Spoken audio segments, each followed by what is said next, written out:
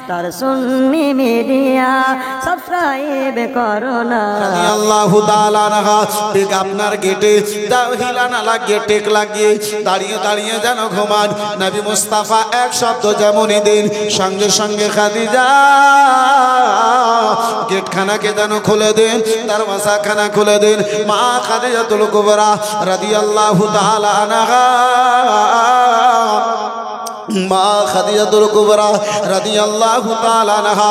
বন্ধু আমার, বিরাদার মুসলমান বাবা জীবন ভাইরা আমার খাদিজাকে রাসূলুল্লাহ জিজ্ঞাসা করে, খাদিজা এত রাত হয়ে গেছে, খাদিজা তুমি কি ঘুমাও না? বলে ইয়া রাসূলুল্লাহ ঘুমাই। বলে খাদিজা একবার শব্দ দেওয়ার পরে যে দ্বিতীয়বার শব্দ দেওয়ার প্রয়োজন পড়ে না? বলো খাদিজা কি করে তাহলে তুমি ঘুমাও? বলে ইয়া রাসূলুল্লাহ নবী গো ঘুমাই কিন্তু বিছানায় ঘুমাই না, গেটে হিলানা লাগিয়ে দাঁড়িয়ে দাঁড়িয়ে যেন ঘুমিয়ে থাকি। বলে খাদিজা কেন তুমি বিছানাতে ঘুমিয়ে যাও না? খাদিজা তুমি বিছানাতে ঘুমিয়ে যেও। বলে ইয়া রাসূলুল্লাহ না না, আমি এই জন্য বিছানাতে ঘুমাই না নবী গো, বিছানাতে যদি ঘুমিয়ে যাই আপনি আসবেন একবার শব্দ দেবেন, হয়তো আমার ঘুম কানা নাও ভাঙতে পারে। দ্বিতীয়বার শব্দ দেবেন ইয়া রাসূলুল্লাহ, হয়তো ঘুম কানা না ভাঙতে পারে। তৃতীয়বার শব্দ দেবেন, হয়তো ঘুম কানা না ভাঙতে পারে। ইয়া রাসূলুল্লাহ আলাইকা সালাম নবী গো, ইয়া রাসূলুল্লাহ যদি আপনার মনে দুঃখ হয়ে যায় জীবনের সকল আমল বরবাদ হয়ে যাবে।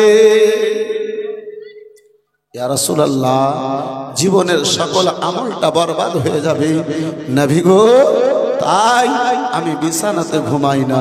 বিরাদার ওই মা খাদিজাতুল কুবরা রাদিয়াল্লাহু তাআলা আনহা আবু তালেবের ইন্তেকালের 5 দিন পরে আব্বা দুনিয়া থেকে বিদায় নিলেন। মা খাদিজাতুল কুবরা যেন আত্মাখানা বিরাদার বের হয়ে গেল। পড়ুন ইন্না লিল্লাহি ওয়া ইন্না ইলাইহি রাজিউন। বন্ধু আমার, বিরাদার মুসলমান, রাসূলুল্লাহ আমার দুঃখে চুরচুর, রাসূলুল্লাহ আমার দুঃখে জারজার হয়ে গেছেন। নবী তো জাহান আদেশ করলেন সাহাবায়ে কেরামগণেরা, এই সাহাবায়ে কেরামগণেরা আমার খাদিজাতুল কুবরার জন্য জান্নাতুল বাকিতে তোমরা জানো, জান্নাতুল বাকিতে তোমরা জানো ও গো খাদিজার জন্য কবরের ব্যবস্থা করো। মক্কা নগরে বিরাদার মুসলমান মা খাদিজাতুল কুবরার জন্য আব্বাজি আপনার কবরের ব্যবস্থা করানো হলো। মা খাদিজাতুল কুবরার কাফন তৈরি করার পরে মা খাদিজাকে কবরস্থানে নিয়ে হাজির করানো হলো। আমার খাদিজা আবু বকর সিদ্দিক দেখেন, দয়ার নবী মায়ের নবী মুস্তাফা হযরতে আলী দেখেন, রাসূলুল্লাহ আমার উমারে ফারুক আযম দেখেন, সাহাবায়ে কেরাম গণেরা দেখেন, বেলাল হাবশি দেখেন গো, সাহাবায়ে কেরাম গণেরা দেখেন রাসূলুল্লাহ সাল্লাল্লাহু তাআলা আলাইহি ওয়াসাল্লাম ওই কবরে নেমেছেন। নবী মুস্তাফা আমার হাতখানা কবরে ফিরান, রাসূলুল্লাহর চোখ মোবারক থেকে বৃষ্টির ন্যায় জল ঝরে যায়। নবী আমার হাতখানা মাটি কানাতে ফিরিয়ে কবরে ফিরিয়ে বলে, কবরে রে এ কবর নবী মুস্তাফা রাসূলুল্লাহ দুনিয়ায় মাটির উপরে যারে সবচাইতে বেশি ভালোবেসেছিল কবর, রাসূলুল্লাহ আজকে তোমাকে তাকে যেন দাবার জন্য এসেছে। আবু বকর সিদ্দিক রাদিয়াল্লাহু তাআলা বলে, রাসূলুল্লাহর চোখ মোবারক থেকে ঝরঝর করে যেন জল চলে যায়, পানি চলে যায়। আবু বকর বলেন, ইয়া রাসূলুল্লাহ নবী গো, ইয়া রাসূলুল্লাহ আপনি এমনটা কান্না কেন করতেছেন? ইয়া রাসূলুল্লাহ নবী গো আপনি কবর থেকে বাইরে আসুন, খাদিজাকে কবরের মধ্যে রাখানো হবে। বেরাদার নবী মুস্তাফা আমার যেন কবরের মধ্যে লম্বা হয়ে শুয়ে গেলেন। আবু বকর বলেন, ইয়া রাসূলুল্লাহ। উমর বলেন, ইয়া রাসূলুল্লাহ ইসলামের বহু কাজ এখনো বাকি রয়েছে ইয়া রাসূলুল্লাহ। আবু বকর বলেন, নবী গো আপনি কেন কবরে শুয়ে গেছেন? বলে, আবু বকর আমার খাদিজা কবরের ভয়ে বলেছিল, ইয়া রাসূলুল্লাহ আপনি হাত কানা কবরে ফিরাইয়া দিয়েন, জানো কবরের আযাব থেকে আল্লাহ আমাকে হেফাজত করে নাই। ও আবু বকর, আমি রাসূলুল্লাহ নিজের পিঠখানা কবরে লাগাইয়া দিলাম, আল্লাহর জাহান্নামের আযাব থেকে আমার খাদিজা জানো হেফাজত পেয়ে যা। সুবহানাল্লাহ, সুবহানাল্লাহ। আবু বকর, এ আবু বকর, যে জাহান্নামের ভয়ে, যে কবরের ভয়ে আমার খাদিজা আমারে ওয়াসিয়ত করেছিল, হাত তো দূরের কথা, আজকে আমি নিজের পিঠ লাগিয়ে আমার খাদিজাকে জাহান্নামের আযাব থেকে বাঁচার একটা রাস্তা করে দিলাম। এই বিরাদার মুআজ্জাজ সামনে কেরাম, বাবা জীবন ভাইরা আমার, নবী দু জাহান সাল্লাল্লাহু তাআলা আলাইহি ওয়াসাল্লাম সেই বৎসরে এত দুঃখ পেয়েছিলেন, আমার নবীকে এত দুঃখ হয়েছিল, আব্বাজি আমার সেই বৎসরের নাম আমার রাসূলুল্লাহ উম্মুল হাজান রেখে দিয়েছিলেন, অর্থাৎ দুঃখের বৎসর রেখে দিয়েছিলেন, কষ্টের বৎসর আমার রাসূলুল্লাহ সেই বৎসরের নামটাকে রেখে দিয়েছিলেন। মা আয়েশা সিদ্দিকা রাদিয়াল্লাহু তাআলা আনহা আমার রাসূলুল্লাহকে জিজ্ঞাসা করেন, ইয়া রাসূলুল্লাহ আপনার জীবনে সবচাইতে বেশি কোন বৎসরে, কখন আপনার জীবনে কষ্ট হয়েছিল?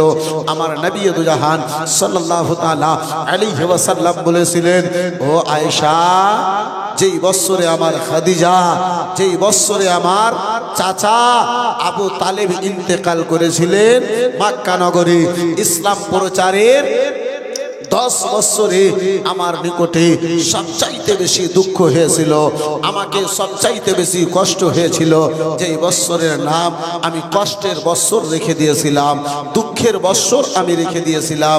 বন্ধু আমার, বিরাদার মুসলমান, নবী দু জাহান সাল্লাল্লাহু তাআলা আলাইহি ওয়াসাল্লামকে আকাশের নিচে জমিনের উপরে মাল দিয়ে, জান দিয়ে, বিরাদার মুসলমান নিজের শক্তি দিয়ে যিনি সবচাইতে বেশি হেফাজত আপনার সহযোগিতা ইসলাম প্রচারের জন্য করেছিলেন, সেই দুইজন দুনিয়া থেকে বিদায় নিয়ে নিয়েছেন। আমার দয়ার নবী, মায়ের নবী, কামলিওয়ালা পয়গম্বর মুআজ্জাজ সামনে কেরাম, বাবা জীবন ভাইরা আমার, কয়েকদিন মাত্র ঘরের মধ্যে থাকলেন গো। মক্কা নগরের লোকেরা আর যেন কেউ কালমা পড়ে না।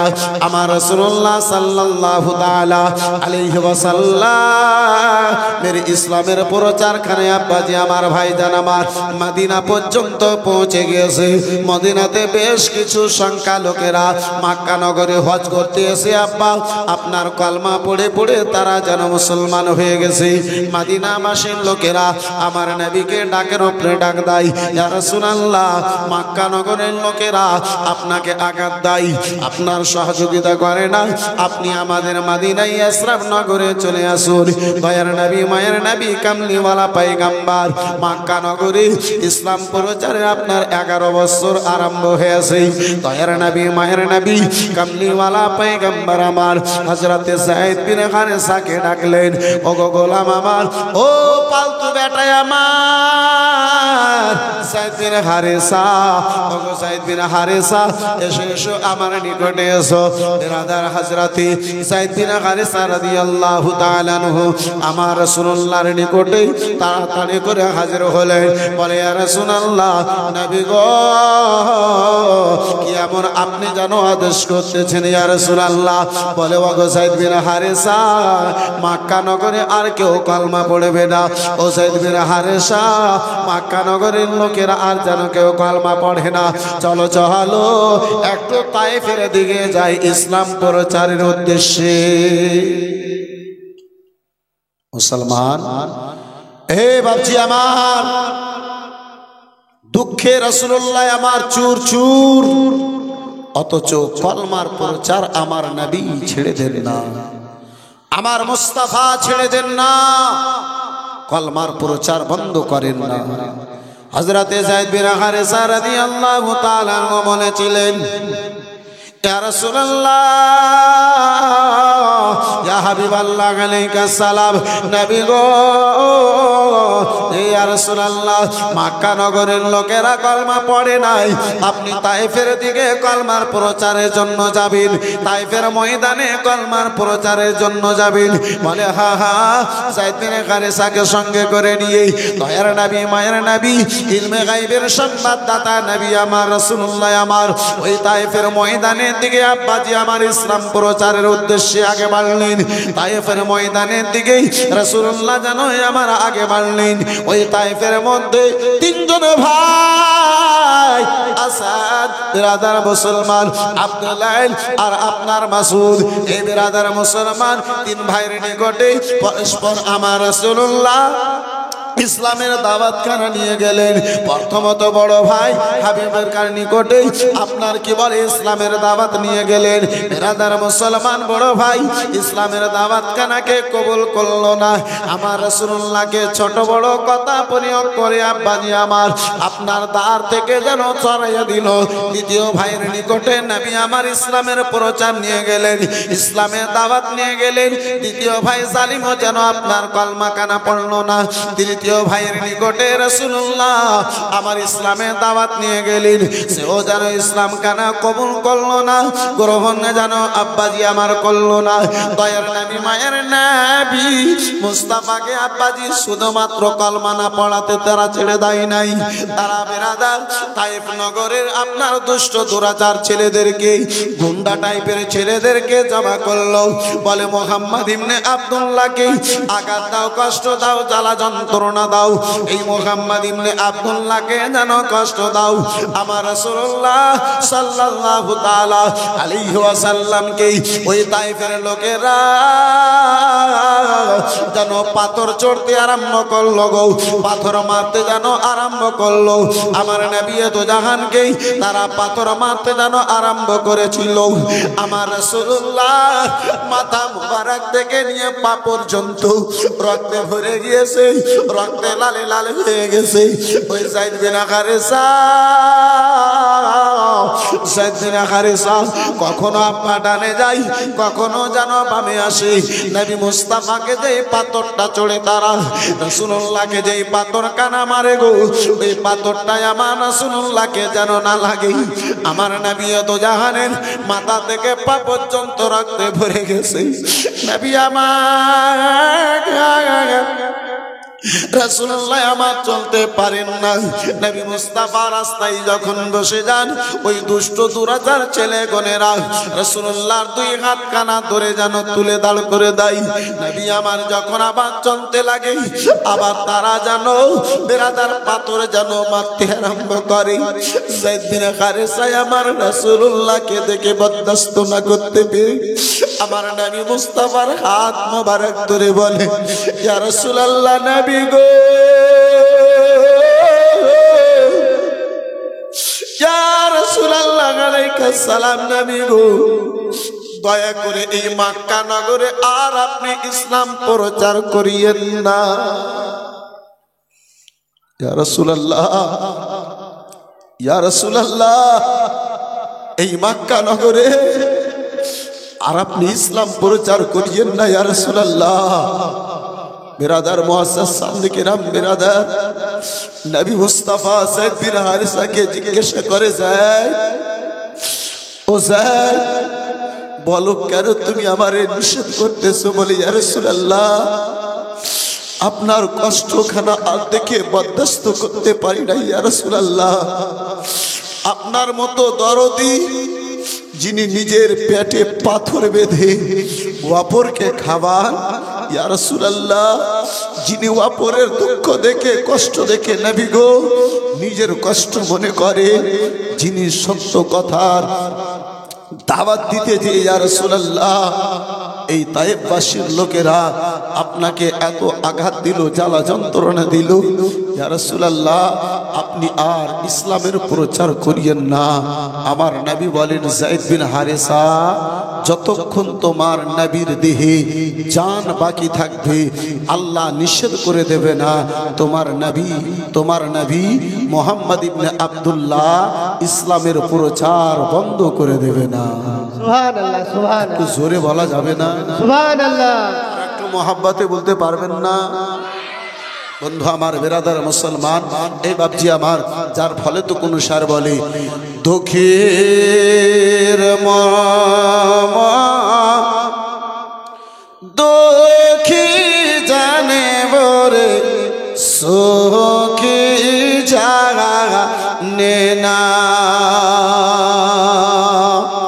দুঃখীর মামা দুঃখী জানে বরে সুখী জানে না, দুঃখীর মামা দুঃখী জানে বরে সুখী জানে না,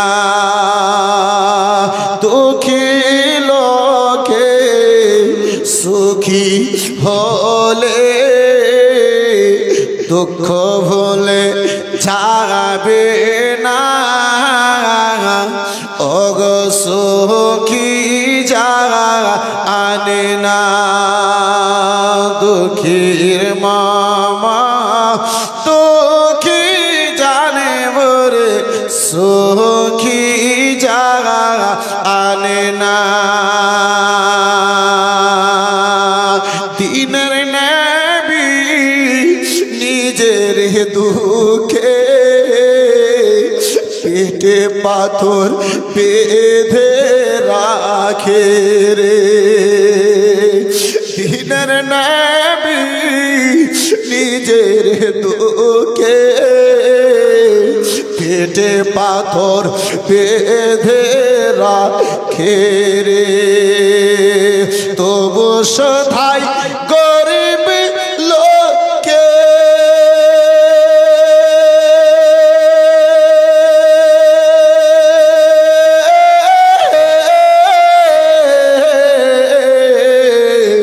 তবু সদাই গরিব লোকে খেয়েছো কি না,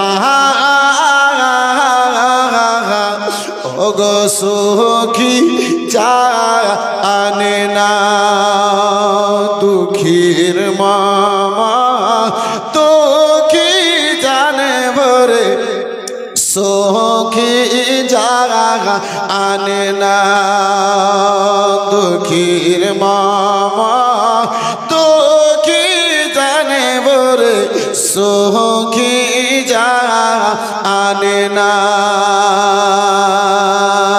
আল্লাহর খায়াল যার দিলে থাকে রাজি হয় না সে নিজের সুখে রে, চিল্লে বলুন সুবহানাল্লাহ সুবহানাল্লাহ আর একটু মহাব্বতে বলুন সুবহানাল্লাহ, সুবহানাল্লাহ একটু দুই হাত তুলে বলুন ইয়া রাসূলুল্লাহ। ইয়া রাসূলুল্লাহ আল্লাহর খায়াল যার দিলে থাকে রাজি হয় না সে নিজের সুখে রে, গরিব মিসকিন কাঙালি দেখে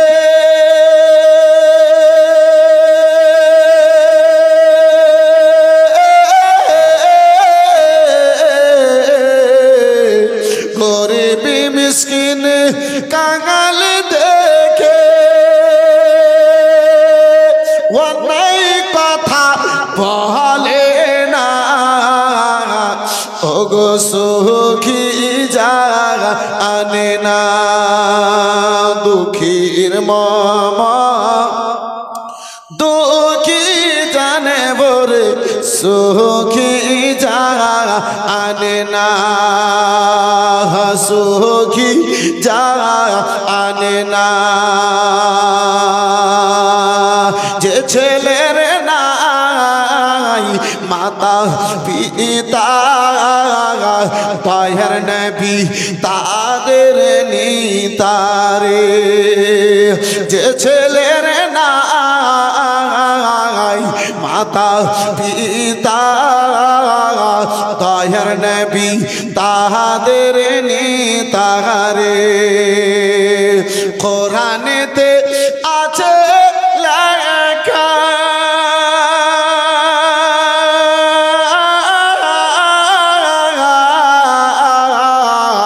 কোরআনেতে আছে লেখা নেহার করে দেখো না ওগো সুখী যা আনে না দুঃখীর মা দুঃখী জানে বরে সুখী যা আনে না দুঃখী লোকে সুখী হলে দুঃখ হলে যাবে না ওগো সুখী যা আনে না একটু চিল্লে বলুন সুবহানাল্লাহ সুবহানাল্লাহ। দয়ার নবী মায়ের নবী কাবলিওয়ালা পয়গম্বর রক্তে লালে লাল মাথা থেকে পা পর্যন্ত রাসূলুল্লাহ নালেন মুবারক পর্যন্ত আমার রাসূলুল্লাহ নূর রক্তে ভিজে গিয়েছে নবী মুস্তাফা যখন আমার রাস্তায় বসেন গো ওই দুষ্ট দুরাচার ছেলে গোনেরা আমার রাসূলুল্লাহর হাতখানা ধরে যেন আব্বাজি দাঁড় করে দেয় নবী মুস্তাফা আবার আমার যখন চলতে লাগেন রাসূলুল্লাহ আমার আবার যখন চলতে লাগেন আবার জালিম গোনেরা পাথর মারতে আরম্ভ করে রাসূলুল্লাহ আমার এই করতে করতে আব্বাজি বিরাদার মুসলমান এ বাবা জীবন ভাইরা আমার ওই কি বলে বিরাদার মুসলমান আপনার মক্কা নগরের কুরাইশ গোত্রের একজন বিরাদার উতবা বিন নবীর আপনার খেচি আঙ্গুরের বাগানের নিকটে হাজির হয়েছে উতবা বিন নবীর আঙ্গুরের বাগানের নিকটে হাজির হয়েছে আমার রাসূলুল্লাহকে দেখে তাকে দয়ালো মায়ালো উতবা বিন নবী যেন বলে উঠলো ও বাসিন লোকেরা কান খুলে শুনে নাও আমি মুহাম্মদ ইবনে আব্দুল্লাহকে আমান দিলাম এবার থেকে ইনাকে কেউ যেন আঘাত দিতে পারবে না এবার থেকে ইনাকে কেউ যেন জ্বালা যন্ত্রণা দিতে পারবে না বিরাদার মুসলমান আমার রাসূলুল্লাহর সারা শরীর কেন রক্তে লালে লাল আব্দুল্লাহ ও বিরাদার মুসলমান আপনার উতবা বিন নবী যেন বলল উতবা বিন নবী নিজের গোলাম আদ্দাসকে বলল আদ্দাস রে মুহাম্মদ ইবনে আব্দুল্লাহকে বহু আঘাত দিয়েছে মুহাম্মদ ইবনে আব্দুল্লাহকে বহু কষ্ট দিয়েছে কিছু আঙ্গুর একখানা বাসনে দিয়ে দাও আমার রাসূলুল্লাহর নিকটে কিছু বাসন কিছু আঙ্গুরের আপনার কিছু আঙ্গুর কানা বাসনে করে দাবানো হয়েছে দয়ার নবী মায়ের নবী মুস্তাফা যেমনই আঙ্গুর কানা নিয়েছেন বিসমিল্লাহ যেন পাঠ করে মুখে দিয়েছেন আদ্দাস গোলাম বলে ওগো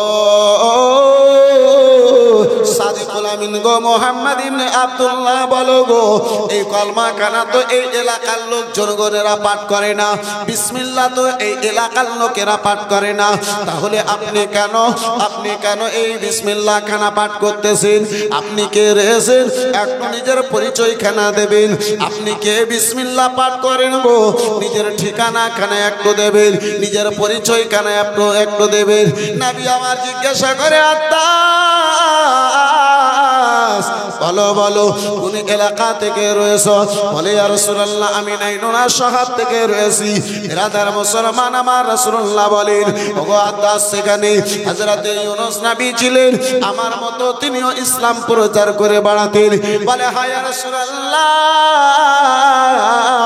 তিনিও যেন ইসলামের প্রচার করতেন নবী আমার বলে ওগো আদ্দাস শুনে নাও আমি আল্লাহর আখেরি পয়গম্বর হয়ে এসেছি আল্লাহ আমার পরে আর কোন নবীকে জগতে পাঠাবে না ওগো ওই উনার মতো আমিও তোমাকে ইসলামের দাওয়াত দিতেছি যদি পছন্দ করো তুমি আমার কলমা কানা পড়ে মুসলমান হয়ে যাও সঙ্গে সঙ্গে আদ্দাস আমার রাসূলুল্লাহর কলমা পড়ে বিরাদার যেন ইসলামের মধ্যে দাখিল হয়েছিলেন সুবহানাল্লাহ। আমার নবী রক্তে লালে লাল হে মুসলমান তাইফের দুষ্ট দুরাচার ছেলে বোনেরা আমার রাসূলুল্লাহকে পাথর মেরেছে, এত আঘাত দিয়েছে, কারণ একটাই নবী আমার ইসলামের দাওয়াত দিতেছিলেন। রাসূলুল্লাহ আমার তাদেরকে ইসলামের দাওয়াত দিতেছিলেন। হে বিরাদার মুসলমান, এই বাবা জীবন ভাইরা আমার, এই বাপজি আমার, যেই কারণে নবী আমার এত কষ্ট বরদাস্ত করলেন, তারপরেও রাসূলুল্লাহ সেই কলমার প্রসারকে আমার বন্ধ করেন না। নবী আমার সেই কলমাকে বন্ধ করে দেন না। নবী দু জাহান সাল্লাল্লাহু তাআলা আলাইহি ওয়াসাল্লাম আমার সেই ময়দানে আপনার 3 দিন পর্যন্ত ছিলেন। রাত্রি বেলাতে রাসূলুল্লাহ তাহাজ্জুদের নামাজের জন্য দাঁড়িয়েছেন, তাহাজ্জুদের নামাজ আদা করতেছেন। সেই মুহূর্তেই তাহাজ্জুদের নামাজের পরে আমার রাসূলুল্লাহর নিকটে প্রথম রাত্রি জিন জাতি গুণেরা 1000 জিনের দলের লোকেরা এসে আমার রাসূলুল্লাহর কলমা পড়ে মুসলমান হয়েছিল। জোরে বলুন। আমার আল্লাহ রাব্বুল আলামিন ইবাদতের জন্য মানব এবং জিনকে তৈরি করেছে মুসলমান। এই বাচ্চা আমার, মানুষের মধ্যে যেমন আপনার ভালো মন্দে পার্থক্য আছে, তেমনটা জিনদের মধ্যেও ভালো মন্দের মধ্যে আব্বা পার্থক্য আছে। আব্বাজি আমার, ভূত বলে কিছু নাই। এ মুসলমান, জিনদের মধ্যে যারা দুষ্ট, জিনদের মধ্যে যারা খারাপ, তাদেরকে ভূত বলে জানা হয়। ভূত কোনো মাখলুক, ভূত কোনো মাখলুক নাই। বেরাদার মুআজ্জাজ সামনে কেরাম, মুসলমানের মধ্যে যেমন আপনার মানুষের মধ্যে যেমন কিছু আল্লাহর ওয়ালি আছে এ মুসলমান, তেমন জিনদের মধ্যে বিশাল বড় বড় আল্লাহর ওয়ালি আছে। অনেককে দেখবেন যারা মসজিদে রাত্রি বেলাতে জিনদেরকেও নামাজ পড়তে দেখে। বন্ধু আমার, বিরাদার মুসলমান বাবা জীবন ভাইরা আমার, 3 দিন পর্যন্ত আমার রাসূলুল্লাহ সেখানে থেকেছিলেন। ওই 3 দিনের মধ্যে 40,000 জিনজাতি গুণেরা এসে আমার রাসূলুল্লাহর কলমা কানা পড়েছিলেন। দয়ার নবী, মায়ের নবী, নবী দুজাহান সাল্লাল্লাহু তাআলা আলাইহি ওয়াসাল্লাম সেখান থেকেই মক্কা নগরে এলেন। মক্কা নগরে আর কেউ কলমা প্রচার করে না, রাসূল কলমা কানা পাঠ করে না। রাসূলুল্লাহ আমার দুঃখে চুর, রাসূলুল্লাহ আমার দুঃখে বিরাদার মুসলমান আপনার চুর। এই বাবা জীবন ভাইরা আমার, বিরাদার মুসলমান, ইসলাম প্রচারের 12 বছরে আমার আল্লাহর আদেশে মুস্তাফা যখন আমার দুঃখিত হয়েছিলেন, আমার নবীকে রাজি করার জন্য আল্লাহ রাব্বুল আলামিন নিজের দরবারে ডেকেছিলেন মেরাজের জন্য। সুবহানাল্লাহ, সুবহানাল্লাহ। আমার মুস্তাফাকে মেরাজ করিয়েছিলেন ওই সময় যখন সারা মক্কাবাসীর লোকেরা আমার রাসূলুল্লাহকে দুঃখ দিয়েছিল, আমার রাসূলুল্লাহকে কষ্ট দিয়েছিল। আমার নবীকে রাজি করার জন্য, আমার মুস্তাফার সঙ্গে সাক্ষাৎ করার জন্য আল্লাহ রাব্বুল আলামিন আমার এই মুসলমান, এই বাচ্চি আমার নবীকে নিজের নিকটে ডেকেছিলেন। যে আপনার বিস্তারিত ঘটনা এই মুসলমান সূরা বনী ইসরাঈলের মধ্যে আপনার 15 পারার মধ্যে লিপিবদ্ধ রয়েছে। সুবহানাল্লাযী আসরা বিআবদিহি লাইলাম মিনাল মাসজিদিল হারাম ইলাল মাসজিদিল আকসাল্লাযী বারাকনা হাওলাহু লিনুরিয়াহু মিন আয়াতিনা ইন্নাহু হুয়াস সামিউল বাসীর। এই মুসলমান, এই আপনার সূরার মধ্যে মেরাজের সম্পূর্ণ ঘটনা আব্বা লিপিবদ্ধ রয়েছে। আমার নবী দু জাহান সাল্লাল্লাহু তাআলা আলাইহি ওয়াসাল্লাম ওই মেরাজের রাত্রিতে সর্বপ্রথমে, এখন নামাজ ফরজ হয়, নামাজ ফরজ হয়েছে মেরাজে যাওয়ার পরে, আল্লাহর সঙ্গে দিদারের পরে, কথাবার্তার পরে নামাজ ফরজ। মেরাজের রাত্রিতে আমার নবী মুস্তাফা সর্বপ্রথমে ইমামতি করেছিলেন যে সেই জায়গায় সে মুসলমানের প্রথম কিবলা, যেটার নাম হলো মসজিদে আকসা। যেই মসজিদে আকসাকে নিয়ে মুসলমান, যেই মসজিদে আকসার জন্য ফিলিস্তিনের মুসলমান গুনেরা, মহিলা গুনেরা নিজের বেটাকে কাটিয়ে দিয়েছে, নিজের স্বামীকে কাটিয়ে দিয়েছে। আব্বাজি আমার ঘর বরবাদ হয়ে গেছে, জমি জায়গা তাদের তহস নহস হয়ে গেছে। তবু আব্বা তারা, তাদের একটাই নারা, তাদের একটাই শব্দ, এই ইসরাইল গুনেরা, এই ইহুদি গুনেরা, বেটার কুরবানি চেয়েছো দিয়ে দিয়েছি, স্বামীর কুরবানি চেয়েছো দিয়ে দিয়েছি, ঘর বাড়িতে মিসাইল দিয়ে নষ্ট করে দিয়েছো, বরদাস্ত করে নিয়েছি, কিন্তু আমরা মসজিদে আকসার আজাদি চাই, আমরা মসজিদে আকসাকে চাই। বন্ধু আমার, বেরাদার মুসলমান, ওই মসজিদে আকসার দিকে নবী মুস্তাফা আমার 16 মাস 17 দিন আমার রাসূলুল্লাহ মুখ্যমণ্ডলী করে নামাজ আদা করেছিলেন। আল্লাহর আদেশে, আমার রাসূলুল্লাহর ইচ্ছা মোতাবেক, আল্লাহর আদেশে জোহরের নামাজের টাইমে নবী আমার মদিনাতে 4 রাকাত নামাজ, 2 রাকাত নামাজকে মসজিদে আকসার দিকে মুখ করে আদা করলেন। ইচ্ছা জাগলো আমার রাসূলুল্লাহর, আল্লাহ তুমি যদি কাবাকে আমাদের জন্য কিবলা বানিয়ে দিতে আমি বড়ই খুশি হতাম। আল্লাহর আদেশ নাজিল হলো, আমার রাসূলুল্লাহ সাল্লাল্লাহু তাআলা আলাইহি ওয়াসাল্লাম 2 রাকাত নামাজ আদা করার পরে এ বেরাদার 2 রাকাতকে এই বাইতুল্লাহ কাবার দিকে মুখ্যমণ্ডলীখানা ফিরিয়ে 4 রাকাত নামাজখানাকে পূর্ণ করেছিলেন। জোরে বলুন সুবহানাল্লাহ। সুবহানাল্লাহ। বেরাদার মুসলমান, মেরাজের দিকে আব্বাজি আমার যদি আমি আলোচনা নিয়ে যাই, আমার 2টো রাত্রি এখানেই গত হয়ে যাবে। আব্বা আমার, যাই হোক সংক্ষিপ্ত আলোচনা। রাসূলুল্লাহ আমার রাত্রির মুহূর্তের মধ্যে আল্লাহর সঙ্গে দিদারে গেলেন, আল্লাহর সঙ্গে সাক্ষাৎ করলেন। আব্বা আমার, ভাই আমার, বন্ধু আমার, আমার নবী যখন মেরাজে গেলেন, 5 নম্বর আকাশে হযরতে মুসা কালিমুল্লাহকে দেখেন। মুসা কালিমুল্লাহ আমার নামাজ আদা করতেছেন। জোরে বলুন সুবহানাল্লাহ। আর একটু মহব্বতে সুবহানাল্লাহ। বর্তমানে কিছু সম্প্রদায়ের লোকের আছে যারা আমার নবী মুস্তাফাকে মুর্দা বলে, নাউযুবিল্লাহি মিন যালিক।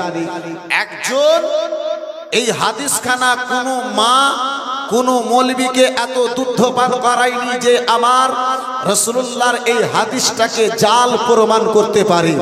আব্বাজি আমার, ভাইজান আমার, বন্ধু আমার, আমি তো চিন্তা ভাবনা করি আব্বা, আপনার এই টাকাদের মধ্যে কিছু জাল হয়, যে জালটা চলে সেই জালটাকে টাকা বলা যাবে? না, সেই জালটা জাল আছে, কাগজ বলে তাকে আখ্যায়িত করা হয়। মুসলমান এ বাপজি আমার, কিছু মৌলবী আছে যারা বলে জাল হাদিস। যখন জালি আছে তো হাদিস ফের কি করে হলো? যখন জাল আছে তো হাদিস কি করে হলো? আর হাদিস আছে তো জাল কি করে হলো? মুসলমান এই বাপজি আমার, যারা বলে যে রাসূলুল্লাহ মরে মাটিতে মিশে গিয়েছে, বন্ধু আমার, বেরাদার, বাবা জীবন, ভাইরা আমার, মিরাজের রাত্রিতে নবী মুস্তাফা মুসা পয়গম্বরকে দেখলেন। মুসা পয়গম্বর আল্লাহর ইবাদতে আছেন। মুসা পয়গম্বরের সঙ্গে আসা যাওয়াতে কথা বললেন। আল্লাহ আমার 50 টাইমের নামাজ দিয়েছিল।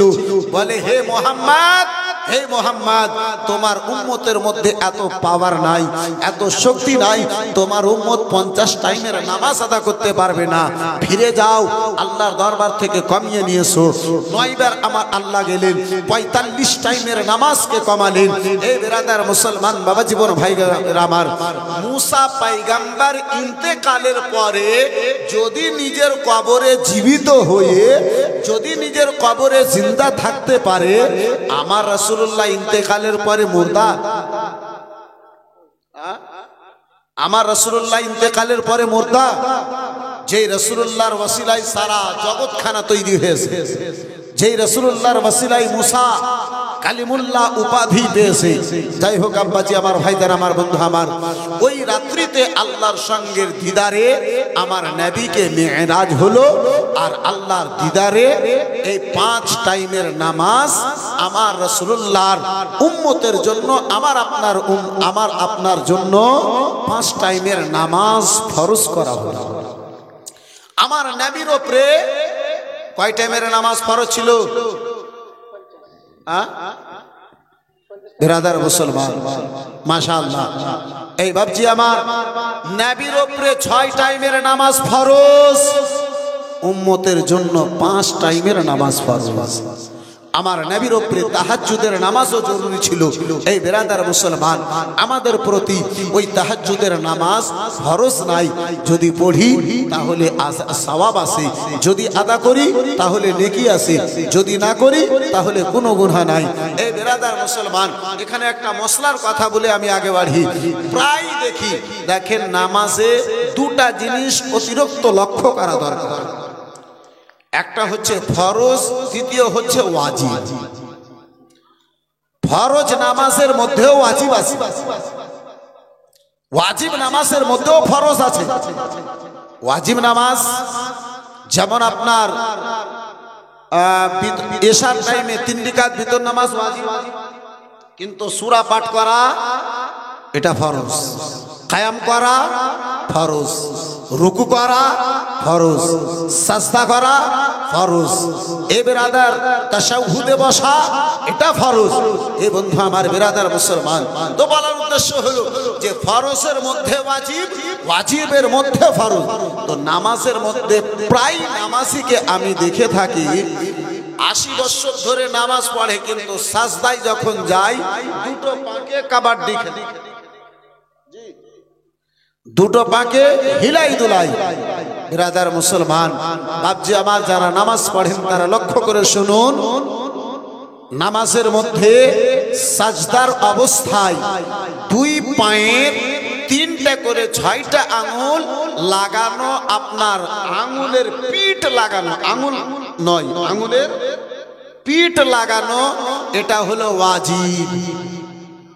3টা করে 6টা আঙ্গুলের পিঠ যদি না লাগে, সারা জীবন ধরে নামাজ আদা করতে থাকেন, নামাজ হবে না। নামাজের মধ্যে সাজদা বহু মানুষ করে, সাজদাতে যাওয়ার পরে দেখবেন বহু মানুষ আছে যারা শুধু মাথার উপরে ভর দিয়ে রেখেছে, নাকটাকে তুলে দিয়েছে। জি, সাজদাতে আপনার কপাল এবং নাক দুটোই লাগানো হলো ওয়াজিব।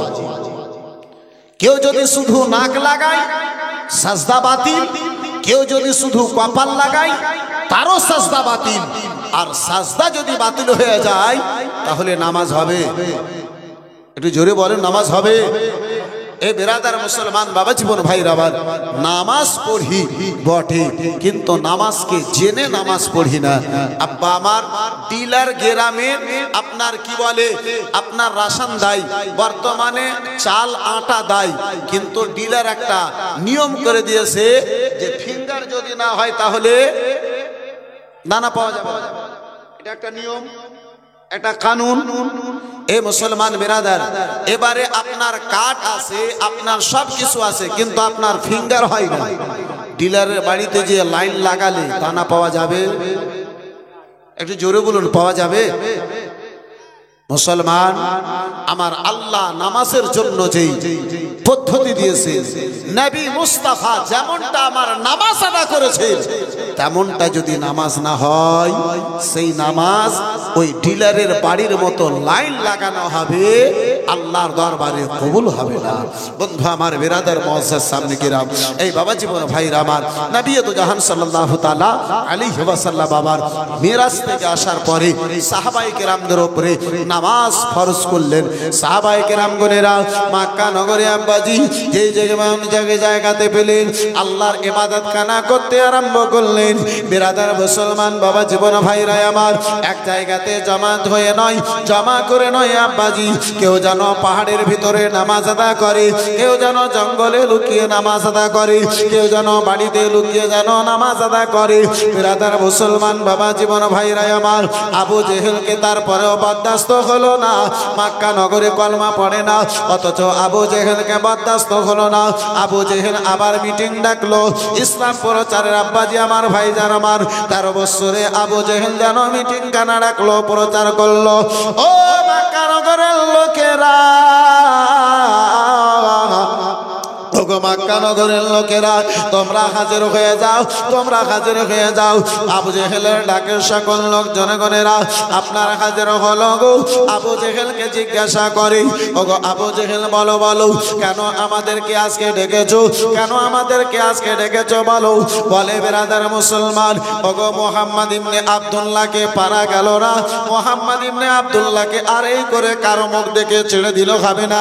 আবু তালেব নাই, ওগো কারো মুখ দেখে ছেড়ে দিল খাবে না। মুহাম্মদ ইবনে আব্দুল্লাহর বংশের লোকেরা তাদের সঙ্গে যুদ্ধ করতে পারবে না। প্রতিটা বাড়ি থেকে একটা করে লোক নাও, প্রতিটা বাড়ি থেকে এক একজন করে তৈরি হয়ে যাও।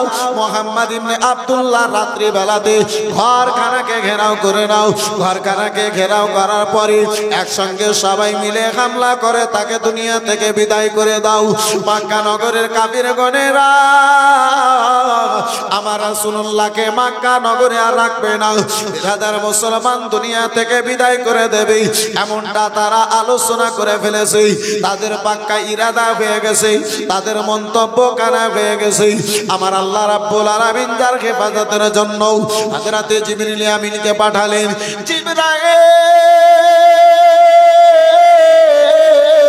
যাও যাও, আবার রাসূলুল্লাহকে যেন জানিয়ে দাও, আবার রাসূলুল্লাহকে খবর কানা দিয়ে দাও।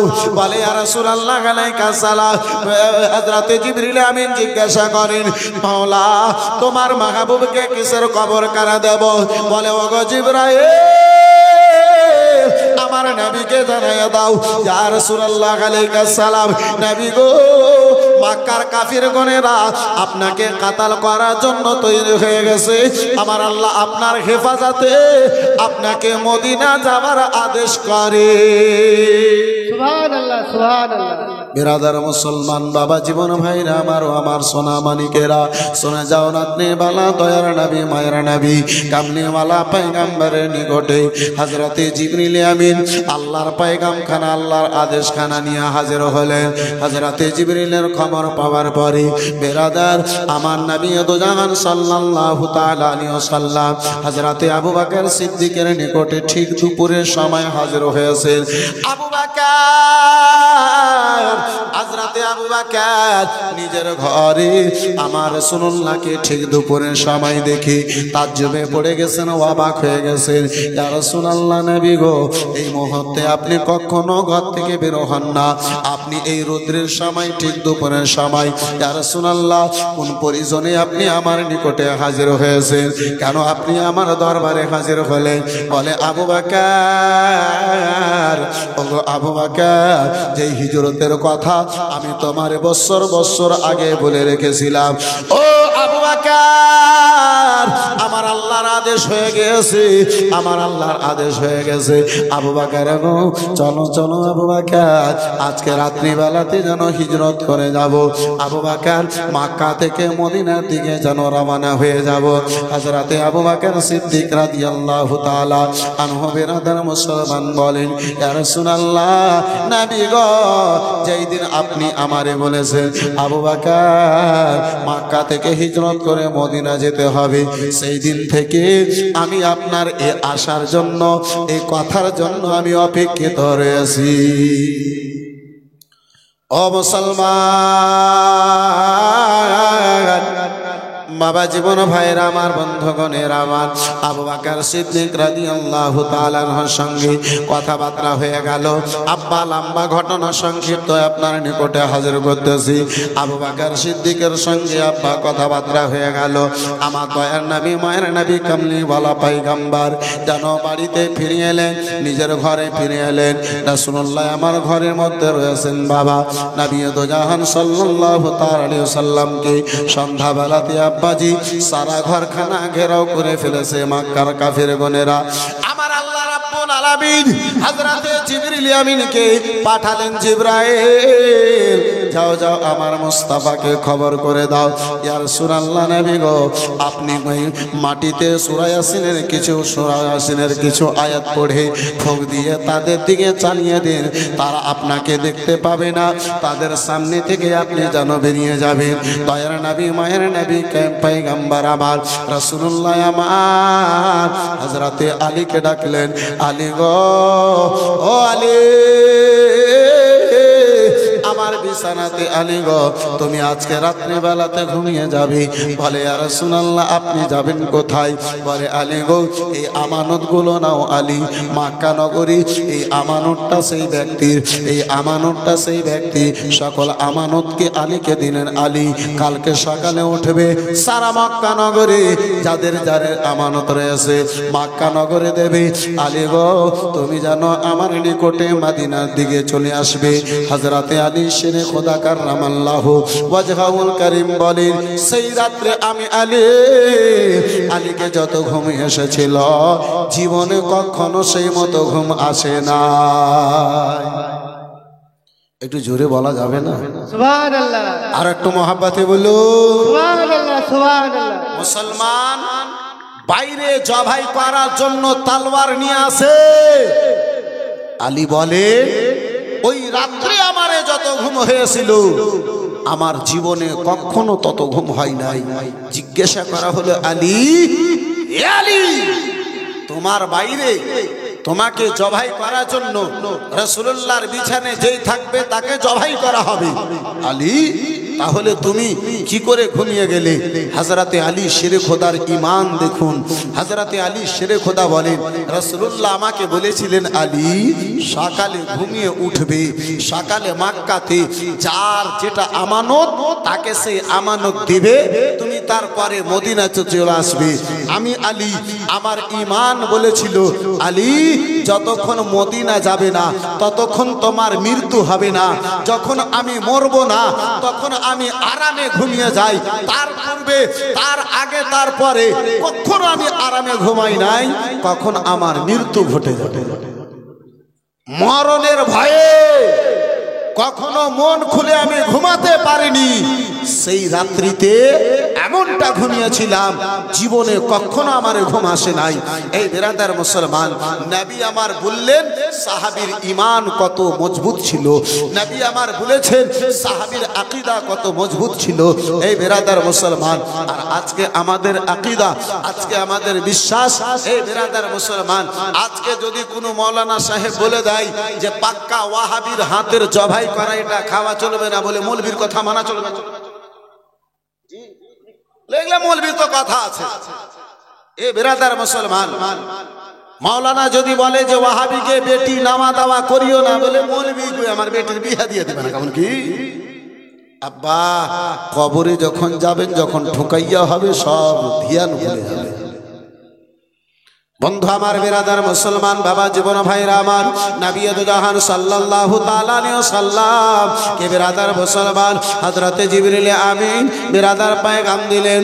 আমার রাসূলুল্লাহ সাল্লাল্লাহু তাআলা আলাইহি ওয়াসাল্লাম রাত্রি বেলাতে আলী শেরে খোদাকে বললেন, আলী গো আমানতটা নাও, আলী সকালে উঠবে যাদের যাদের আমানত তাদেরকে দেওয়ার পরে ও আলী তুমি জানো সকাল বেলাতে ওঠার পরে মদিনার দিকে রওনা দেবে, মদিনার দিকে হিজরত করে দেবে। তাই তো বাবা কুরশের বলে সাইয়্যিদি আলম নবীজি শাহে মদিনা উম্মতকে তারা দেন বিজি হলেন রাওয়ানা, হাই গো হলেন রাওয়ানা। সাইয়্যিদি আলম নবীজি শাহে মদিনা উম্মতকে তারা দেন বিজি হলেন রাওয়ানা, হাই গো হলেন রাওয়ানা। নবী বলেন হযরত আলী বিছানাতে শুয়ে যাও গো, তোমারে বলি আলী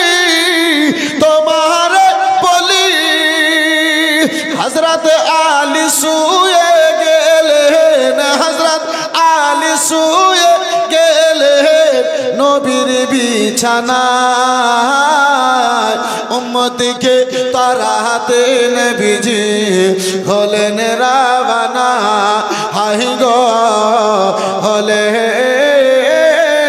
রাবানা নবী বলেন আবু বকর হিজরত করে যাই গো চলো হুকুমে খোদার হাই গো হুকুমে খোদার জানের সাথী আবু বকর জানের সাথী আবু বকর হলেন রাবানা উম্মতিকে তারাতে নবীজি হলেন রাবানা হাই গো হলে রাবানা বন্ধু আমার বিরাদার মুসলমান বাবা জীবন ভাইরা আমার চতুর্দিকে মক্কার কাফের গনেরা মক্কাবাসীর লোকেরা যেন তালবার নিয়ে দাঁড়িয়ে রয়েছে মোহাম্মদ ইবনে আব্দুল্লাহ এই রাত্রি বেলাতে মোহাম্মদ ইবনে আব্দুল্লাহ রাত্রি বেলাতে যেন হিজরত করার জন্য মদিনা যাওয়ার জন্য বের হবে ওই মোহাম্মদকে তালবার দিয়ে দুই টুকরো করে দেওয়া হবে মোহাম্মদকে না না বিরাদার মুসলমান ওই মদিনাতে যাবে আবার মদিনাতে যাওয়ার পরে মদিনাতে নিজের দলবলকে বাড়িয়ে দেবে দাঁড়িয়ে দেওয়ার পরে আবার এখানে এসে মক্কা নগরী কবজা করে নেবে তাই বলে মোহাম্মদ ইবনে আব্দুল্লাহকে মোহাম্মদ ইবনে আব্দুল্লাহকে দুনিয়া থেকে বিদায় করে দিতে হবে মোহাম্মদ ইবনে আব্দুল্লাহকে দুনিয়া থেকে যেন কাতাল করে দিতে হবে বাবা জীবন ভাইরে আমার শত শত লোক যেন চতুর্দিকে তলোয়ার নিয়ে সারা ঘরখানাকে ঘেরাও করে রেখেছে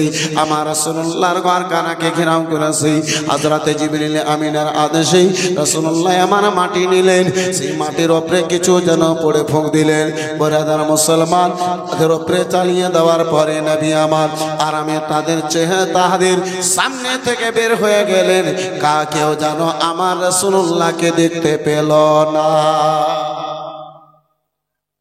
ওই আবু বকর আমার রাসূলুল্লাহর দিওয়ানা আবু বকর নিজের দৌলতকে ভালোবাসেন যদি ভালোবেসেছেন রাসূলুল্লাহকে ভালোবেসেছেন ওই আবু বকর যে আবু বকর নিজের জানকে ভালোবাসেন নাই যদি ভালোবেসেছেন আমার রাসূলুল্লাহকে ভালোবেসেছেন বন্ধু আমার বিরাদার মুসলমান বাবা জীবন ভাইরা আমার হযরতে আবু বকর সিদ্দিক রাদিয়াল্লাহু তাআলা আনহু আমার রাসূলুল্লাহর সঙ্গে রাত্রি বেলাতে দুই কানা বাজি আপনার সওয়ারি নিয়ে আমার নবী মুস্তাফার সঙ্গে যেন তারা রওনা হলেন বিরাদার মুসলমান সারা রাত খানা কেটে গেল মক্কার কাফির গণেরা অপেক্ষায় নবী বের হবে কাতাল করব বিরাদার মুসলমান সকাল হয়েছে মক্কার কাফির গণেরা ঘরের চতুর্দিকে তলবার নিয়ে দাঁড়িয়ে রয়েছে একজন সাহাবী রাসূল দেখে বলেন ও মক্কার কাফির গণেরা কার জন্য তোমরা রাসূলুল্লাহর ঘরকে ঘেরাও করে রেখেছো বলো বলো বলে মুহাম্মদ তোমাদের নবী বের হবে তিনাকে কাতাল করব বলে ওগো যেই নবীর জন্য তুমি এই বাইরে দাঁড়িয়ে রয়েছো সেই নবী রাত্রি বেলাতে হিজরত করে বেরিয়ে গেছে যাকে কাতাল করার জন্য তুমি দাঁড়িয়ে আছো সে আর ঘরে নাই মক্কায় নাই তিনি বেরিয়ে গেছেন বিরাদার বলে না এটা হতেই পারে না সন্ধ্যা থেকে আমরা এখন পর্যন্ত দাঁড়িয়ে আছি বের হবে তো হবে কোন সাইড দিয়ে কোন দিক দিয়ে বের হয়েছে না এটা হতে পারে না বিরাদার মুসলমান বলে যদি তোমরা না মানো তাহলে ঘরের ভিতরে যেয়ে দেখো এ বিরাদার মুসলমান হযরতে আলী বিছানাতে ঘুমিয়েছিলেন ওই মক্কার কাফির গণেরা যখন ঘরে ভিতরে গেল আমার রাসূলুল্লাহর চাদর মোবারক শরীরে দিয়ে গায়ে দিয়ে আব্বাজি আমার হযরতে আলী শেরে খোদা শুয়ে রয়েছে ঘুমিয়ে আছেন হযরতে আলীকে দেখে তারা বলে না নবী ঘুমিয়ে আছেন হযরতে আলী কেমন ঘুমাতে এ বিরাদার মুসলমান আমার রাসূলুল্লাহকে কেমন ফলো করতেন আমার আলী যে আলীকে দেখেছি যে আলী তাদের মধ্যে বড় হলো যে আলী তাদের মধ্যে বেরাদার এ মুসলমান উপরে উঠেছে, সে আলীর ঘুমানো আব্বাজি এমনটা ছিল, তারা চাদরের ভিতর থেকে দেখে বুঝতে পারলো না। সে বলে না নবী আছে। বেরাদার মুসলমান বলে না। চাদর যখন সরানো হলো, দেখে আলীর নবীর চাদর, নবীর বিছানা, কিন্তু শুনেওয়ালা নবী নয়, আলী রয়েছে। আলীকে জাগিয়ে জিজ্ঞাসা করে, আলী, ও আলী, নবী কোথায়? নবীর বিছানাতে তুমি কেন? হযরতে আলী বলেছিলেন, এ বাপজি আমার, ওগো মক্কাবাসীর লোকেরা, নবী আমার সন্ধ্যা রাত্রিতে ঘর থেকে বেরিয়ে গেছেন, জানি না কোথায় আছে।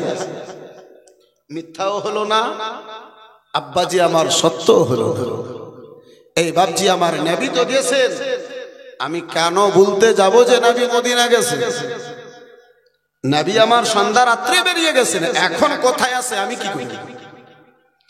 এ বেরাদার মহাশয়, সামনে কিরাম, বাবা জীবন ভাইরা, আমরা যখন দোকানে কিছু কিনা বিচার করি, বর্তমানে কিছু দোকানদার বলে, মাওলানা সাহেব মিথ্যা না বললে ব্যবসায়ী হবে। আমি বলি আপনার ধারণা ভুল, আপনার ধারণা ভুল। আরে ব্যবসা করা স্বয়ং আমার রাসূলুল্লাহর সুন্নাত। জোরে বলুন সুবহানাল্লাহ, আর জোরে সুবহানাল্লাহ। আপনি 3 টাকার মাল 300 টাকাতে বিক্রি করেন, হারাম না, নাজায়েজ না। কিন্তু যদি আপনি বলেন 300 টাকা দাম, ভাই আল্লাহর কসম খেয়ে বলছি, একদম আমার 299 টাকা কিনা, 1 টাকা তোমার কাছে লাভ দিচ্ছি, এটাই আপনার নিকটে হারাম, এটা আপনার টাকা হারাম। আপনি ইচ্ছাকৃত 2 টাকার মাল 300 টাকাতে বিক্রি করেন, ভাই 300 টাকা এই জিনিসটার দাম, ইচ্ছা হয় নাও, না হয় না নাও। মুসলমান সে রাজি হয়ে যদি 300 টাকাতে নাই, 300 টাকায় আপনার জন্য খাওয়া যায়। কেন? এই কিনা বেচাকে কিতাবের ভাষাতে বলা হয় ব্যয়। আর ব্যয় তখন হয় যখন দুই পক্ষ রাজি হয়, তখন কিনা বেচা হয়। আমার যদি 300 টাকাতে পছন্দ না হয়, তাহলে জবরদস্তি কিনেওয়ালাকে তো আর দেওয়া যাবে না। আর দোকানদার এটা স্বাভাবিক জানে যে বিনা লাভে সে দেবে, নিজের মাল ও যদি না দেয় তো কেড়েও তো কিনেওয়ালা নিতে পারবে না। বন্ধু আমার, তাহলে বাপজি আমার, ভাইজান আমার, মিথ্যা কথার সাহারা দিয়ে ব্যবসা করা, ওই ব্যবসাতে বরকত হয় না, ওই ব্যবসা থেকে বরকত দূরে চলে যায়।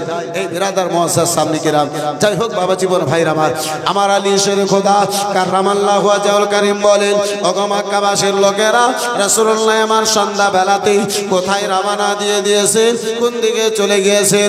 মক্কাবাসীর লোকেরা আবার রাসূলুল্লাহকে বাপজি আমার ধরতে আরম্ভ করলো।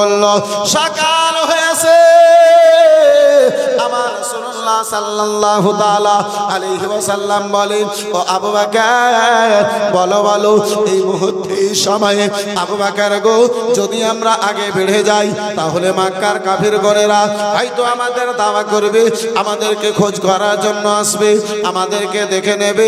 সারাদিন কানা কোথাও আরাম করে নেওয়া প্রয়োজন, কোথাও লুকিয়ে যাওয়া প্রয়োজন। আমার রাসূলুল্লাহ সাল্লাল্লাহু তাআলা আলাইহি ওয়াসাল্লামকে আবু বকর সিদ্দিক বলেন, ইয়া রাসূলুল্লাহ, ইয়া হাবিবাল্লাহ, নবী গো, চলুন এই গারে সরে আমরা জানো, এই গারে সরে আমরা রাত দিন কানা কাটিয়ে নি।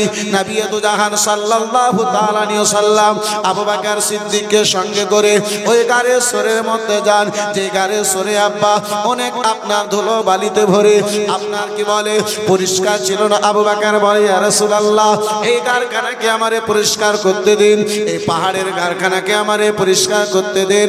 হযরতে আবু বকর সিদ্দিক যখন ওই পাহাড়ের ভিতরে ঢুকেছেন, দেখেন ওই পাহাড়ের ভিতরে অনেকগুলো ছিদ্র রয়েছে, অনেকগুলো ছিদ্র রয়েছে। আবু বকর সিদ্দিক নিজের কাপড় কানাকে ছিঁড়ে ছিঁড়ে ওই সকল ছিদ্রতে দিয়েছেন। আব্বাজি আমার, ছিদ্র একখানা এমনটা থেকে গেল যে ছিদ্রতে কাপড় যেন জুটল না। সুবহানাল্লাহ। আবু বকর সিদ্দিক রাদিয়াল্লাহু তাআলা আনহু ওই ছিদ্রের মুখে যেন পাখানা দিয়ে দিলেন। আবু বকর সিদ্দিকের একটাই মনের বাসনা ছিল, মন্তব্য ছিল, হতে পারে এতদিন ধরে এই গুহার মধ্যে, এই পাহাড়ের গুহার মধ্যে যদি কোনো বিষাক্ত পোকা থাকে, ওই পোকা যদি আমার রাসূলুল্লাহকে কামড় দিয়ে দেয়, ইসলাম এই গাড়ের মধ্যে থেকে যাবে, পাহাড়ের ভিতর থেকে ইসলাম যেন বাইরে যাবে না, ইসলাম কারা যেন বাইরে যাবে না। বিরাদার মুসলমান, সেই উদ্দেশ্য করে আবু বকর সিদ্দিক ওই ছিদ্রতে পাখানা দিলেন। আব্বাজি আমার রাসূলুল্লাহকে আমার ডাকলেন। এদিকে নবী মুস্তাফা পাহাড়ের ভিতরে গিয়েছেন। আল্লাহর আদেশ হলো গো, আপনার মাকড়োর সাথে জাল দিয়ে দিয়েছে। ও মুসলমান, আল্লাহর আদেশ হলো কবিতরে আব্বা ডিমখানা দিয়েছে। বিরাদার মুসলমান, বাবা জীবন ভাইরে আমার, রাসূলুল্লাহ আমার ওই পাহাড়ের ভিতরে, বন্ধু আমার পাহাড়ের ভিতরে ঈসা পয়গম্বরের যুগ থেকে 550 বছরের পূর্বের একখানা সাপ ওই আপনার পাহাড়ের ভিতরে ছিল। এত পুরাতন সাপ ওই পাহাড়ের ভিতরে ছিল। ওই সাপখানা ছিদ্র করে রেখেছিল। ওই সাপ প্রতিটা ছিদ্রর সঙ্গে কানেকশন রেখেছিল। এই ছিদ্র যদি বন্ধ হয়, ওই ছিদ্র দিয়ে রাসূলুল্লাহর দিদারখানা করে নেব। এই ছিদ্র যদি বন্ধ হয়, ওই ছিদ্র দিয়ে আমার রাসূলুল্লাহর দিদারখানা করে নেব। বিরাদার মুসলমান, সকল ছিদ্র আমার রাসূলুল্লাহ ওই পাহাড়ে গিয়েছেন। ওই বিরাদার মুসলমান, যাওয়া মাত্র সাপের নিকটে রাসূলুল্লাহর সুগন্ধ পাওয়া গিয়েছে। সাপ আমার নবীকে দেখার জন্য বেকারার বেচাইন। সাপ আমার রাসূলুল্লাহকে দেখার জন্য আব্বাজি বেকারার হয়ে গেছে। সাপ দেখে একখানা ছিদ্রতে পা লাগানো আছে। আবু বকর সাপে বারে বারে করে ইশারা দিয়ে বলে, ও আবু বকর, পাখানা সরিয়ে নাও। আবু বকর যেই নবীর জন্য 550 বছর ধরে এই জায়গাতে বসে আছে, সেই নবীর আমাকে একটু দিদার করে নিতে দাও। সুবহানাল্লাহ, সুবহানাল্লাহ। পোকা একটা সাপ 550 বছর পূর্বে ওই পাহাড়ের ভিতরে এই আশা নিয়ে বসে আছে, নবী হিজরত করে যাবে, এই জায়গাতে আরাম করবেন, আমি রাসূলুল্লাহর সঙ্গে একটু সাক্ষাৎ করব, দিদার করব। আমার আবু বকর সিদ্দিক রাদিয়াল্লাহু তাআলা আনহু পাখানা সরান না। একবার ইশারা দিলেন, পা সরালেন না। দুইবার ইশারা করেছেন, পা সরালেন না। তিনবার ইশারা করলেন, পা সরালেন না। 550 বছর পুরাতন সাপ, বন্ধু আমার, বিরাদার মুসলমান, এমন ভাবে দংশন করেছে, আবু বকরের পায়ে যেন দংশন করে ফেললো। আব্বাজি আবু বকর এত বুড়া পুরাতন সাপের বিষে সেকেন্ডের মধ্যে আমার আবু বকর সিদ্দিক যেন বেকারার হয়ে গেলেন। আবু বকর সিদ্দিক কাতর হয়ে গেলেন। বিষের জ্বালা সহ্য করতে পারেন না, বিষের জ্বালা আর বরদাস্ত করতে পারেন না। আবু বকর আমার নবীকে এত ভালোবেসেছিলেন, তবুও নিজের পা ছিদ্র থেকে সরান না। সুবহানাল্লাহ, সুবহানাল্লাহ। আমার আবু বকর বুঝতে পেরেছে বিষাক্ত কোনো পোকা আছে। আবু বকর পা সরান না গো, পা যেন সরান না। মুসলমান, বিষের জ্বালা বরদাস্ত না করতে পেরে আবু বকর সিদ্দিকের চোখ থেকে যেন পানি ঝরে গেল। রাসূলুল্লাহর চেহারা মোবারকে এক বিন্দু পরিমাণ পানি পড়েছে। নবী মুস্তাফা আরাম করতেছিলেন। রাসূলুল্লাহ সাল্লাল্লাহু তাআলা আলাইহি ওয়াসাল্লামের দুই চক্ষু মোবারক খানা খুললো। আবু বকর বলো বলো, কেন তুমি কান্না করো? আবু বকর কেন তুমি কান্না করো? আবু বকর বলে, ইয়া রাসূলুল্লাহ, নবী গো, এই ছিদ্রতে কোনো বিষাক্ত পোকা আছে। ইয়া রাসূলুল্লাহ, আমাকে দংশন করে নিয়েছে, আমাকে কেটে নিয়েছে। ইয়া রাসূলুল্লাহ, জ্বালাতে থাকতে পারি নাই। নবী আমার বললেন না, আবু বকর মালদা হসপিটাল চলে যাও, ইনজেকশন দিয়ে দেবে। কলকাতা চলে যাও, ইনজেকশন দিয়ে দেবে। রাসূলুল্লাহ আমার বলেন, আবু বকর দেখি কোন জায়গাতে তোমার পাখানা পাখানা কামড় দিয়েছে। আমার রাসূলুল্লাহ সাল্লাল্লাহু তাআলা আলাইহি ওয়াসাল্লাম আবু বকর সিদ্দিকের পাখানা সরাতে বললেন, পাদা খালেন। বেরাদার মুসলমান, সাপখানা বেরিয়ে এলো। আমার রাসূলুল্লাহ ওই সাপের দংশন করা জায়গাতে নিজের থুথু মোবারক লাগালেন, সঙ্গে সঙ্গে বিষ যেন পানি হয়ে গেল। সুবহানাল্লাহ সুবহানাল্লাহ আর একটু জোরে বলা যাবে না? সুবহানাল্লাহ। নবীর থুথু মোবারক লেগেছে, আবু বকর সিদ্দিকের শরীরের বিষ পানি হয়ে গেছে। এই মুসলমান, এই বাপজি আমার, যারা নবীকে নিজের মতো বলে তাদের থুতু যদি ভালো জায়গাতে লাগে তো ঘা হয়ে যায়।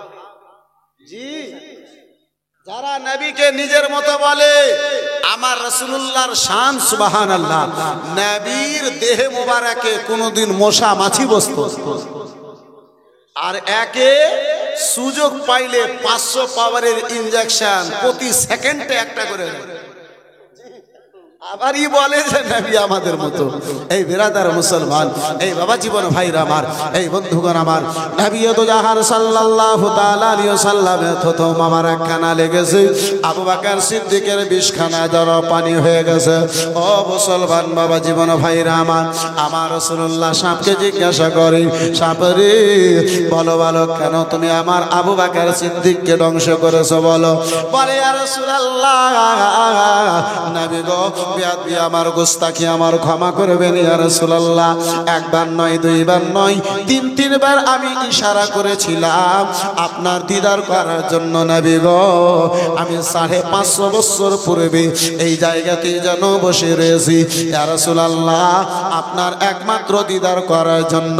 এই আবু বকরকে আমার দংশন করার কোনো ইচ্ছা ছিল না, একমাত্র আপনার দিদার করার বাহানা ছিল। জোরে বলুন সুবহানাল্লাহ। মুসলমান বাবা জীবন ভাইরা আমার, বন্ধু আমার, যার কারণে তো কোনো শায়ের বলি, একটু হাত তুলে বলা যাবে ইয়া রাসূলুল্লাহ, আর জোরে ইয়া রাসূলুল্লাহ। हमारे लिए होगा मौका खुशी का, हमारे लिए होगा मौका खुशी का, मिले देखने को जरा सा नबी का,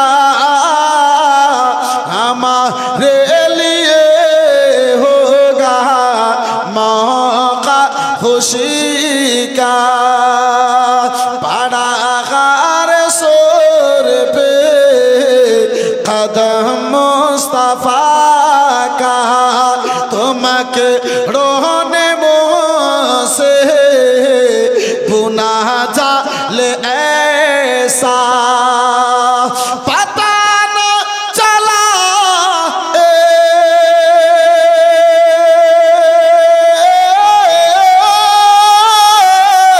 पता न चला